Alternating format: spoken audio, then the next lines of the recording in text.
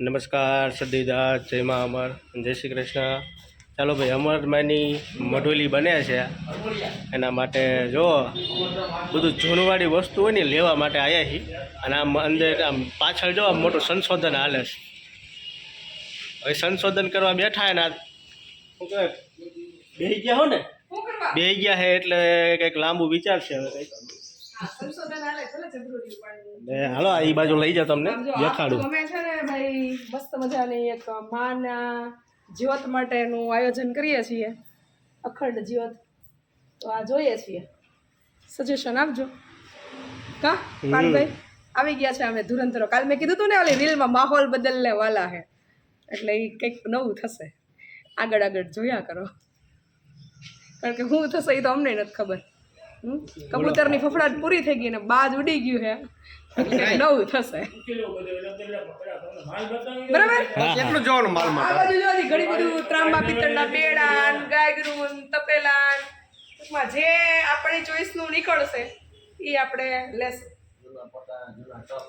તમારી કુંડળી કેવી છે એ જરૂરી નથી, તમારી મંડળી કેવી છે ને એ મહત્વનું છે. એટલે આ છે મારી મંડળી, આમ ફેરવી નાખો. છે રામજી બાપા છે, સુભાષભાઈ છે, હું છું, અને એક આ જો અને બેન છે. પાટભાઈ, હા, એક આપણા વલોણું હો, એક આ વલોણું જોવો તમે, જૂનવાડી વલોણું ને ગોરો ગાલે મોટો હોય ને ગોરો લેવાનો છે છાસનો. એટલે વલોણાનું કંઈક વહીવટ કરજો. કાયદેસર માની મઢુલી એટલે એમ જ લાગવું જોઈએ કે તમે આશ્રમ ઉપર આવ્યા તો અમરમાં જ્યારે આ પૃથ્વી પર હશે ત્યારે આવું જ કંઈક આશ્રમનું વાતાવરણ હશે, પરબધામનું.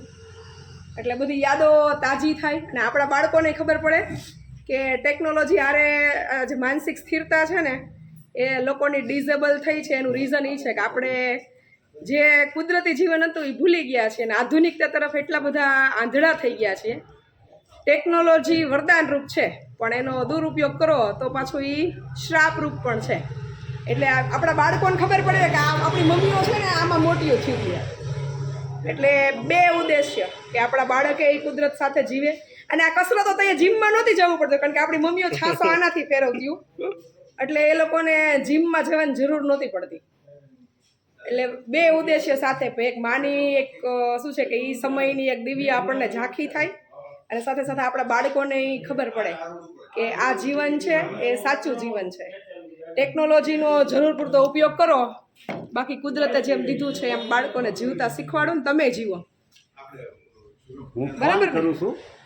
આની હા, અશોકની મમ્મીને અમારે લગભગ પડી થઈ જાય છે કેવું છે. રવાય રવાય રવાય રવાય રવાય. નીકળી હાલો જો ભાઈ, હવે આપણે એ સિવાય છે ને જે અમરમાની મઢોલી બને છે ને એની અંદર બે દરવાજા આવે. આ રીતનો આખો શેપ છે, આ જે તમે જોઈ શકો છો ને. એટલે એ બે લેવાના છે. એટલે આવી નાની મોટી છે ને ખરીદી કરવા માટે અમે લોકો આવી ગયા છીએ ધોરાજી. અને જે કંઈ જૂનવાડી વસ્તુ છે અહીંયા ઘણો બધો એનો સ્ટોક છે, એ આપણે લેવા માટે અહીંયા આવ્યા છીએ. લઈશું અને સરસ મજાનું અમરમાનું મંદિર છે, અમરમાની મઢોલી છે એને સજાવશું. ઉપરનો કાટમાળ લેવા માટે આવ્યા હતા, પણ આ જૂનો વાળો અમને મળી ગયો ને એટલે હવે અહીંયા જૂનવાળી વસ્તુની ખરીદી કરવા માંડ્યા છીએ. ઓલું કાટમાળની બધી વસ્તુ હતી ને પડી રહી, એટલે જોયું હવે શું થાય છે. લેવા હું આવ્યા હતા અને લઈ શું જઈએ છીએ એ આગળ જઈને વિચારશું શું થાય છે. એ તમે કન્ટિન્યુ રહીજો, મજા કરશું, આનંદ કરશું, અને તમે શું શું લેવી છે એ બધી વસ્તુ તમને દેખાડશું. ચાલો ભાઈ, લાકડાનો એનો કંઈ મેળ પડ્યો નથી, એટલે હવે અહીંયા ધોરાજી છે અમે રસ પીવા માટે આવ્યા છીએ. સમજો ધંધોડા થાય છે.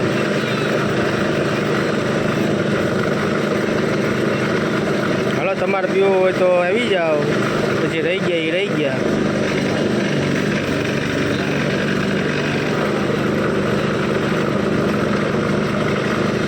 હવે રસ આવી ગયો છે. આ બાજુ અમારા સુભાષભાઈ જો બહારથી બોલાવે, રામજી બાપા, અને આ બાજુ બેન. એટલે હવે હે ને રસ પી અને નીકળીએ છીએ. આપણો કાંઈ મેળ પડ્યો નથી, એટલે હવે પાછું નવું કંઈક સિટી ગોતશું અને પાછું ત્યાં આપણે આશ્રમનો સામાન ગોતશું. ચાલો બધાને જજા કહીને જય બામા સતીદા, જય શ્રી કૃષ્ણ.